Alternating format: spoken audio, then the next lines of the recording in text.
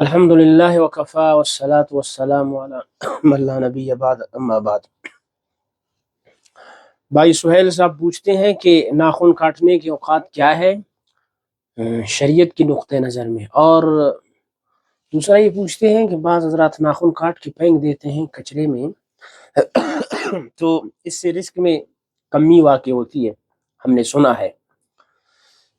پہلی بات تو یہ ہے کہ یاد رکھنا چاہیے کہ ناخن کاٹنے کے لیے کوئی وقت متعین نہیں ہے۔ بہتر یہ ہے کہ آپ جمعے کے دن کاٹ لیں، یہ بہتر ہے، افضل ہے، سنت بھی ہے۔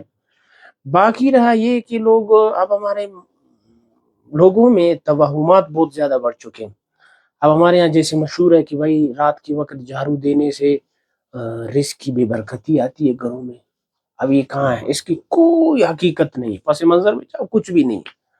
رات کے وقت ناخن کاٹنے سے گھر میں پتہ نہیں بے برکتی آتی ہے اور کیا آتا ہے، اور یہ سارے من گڑت باتیں، لوگوں کی اپنی بنائی ہوئی چیزیں من گڑت ہے، ان کا اسلام سے دور دور تک کوئی تعلق نہیں ہے، یہ یاد رکھنا چاہیے۔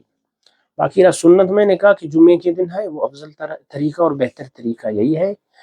باقی لوگ جو کہتے ہیں کہ کہاں سے کاٹنا چاہیے، تو یہاں دائیں ہاتھ سے پھر بائیں، یہ سنت نہیں ہے، بہتر طریقہ ہے کہ دائیں طرف سے اس کا آغاز کرنا چاہیے۔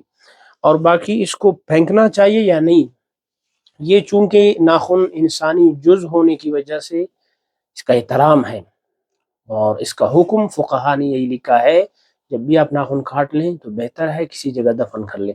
اب گھروں میں ٹائلیں لگی ہوئی ہیں اور پکی گھر ہیں، تو جن کے کچے ہیں وہ تو کر لیں جن کے پکے ہیں وہ کیا کریں۔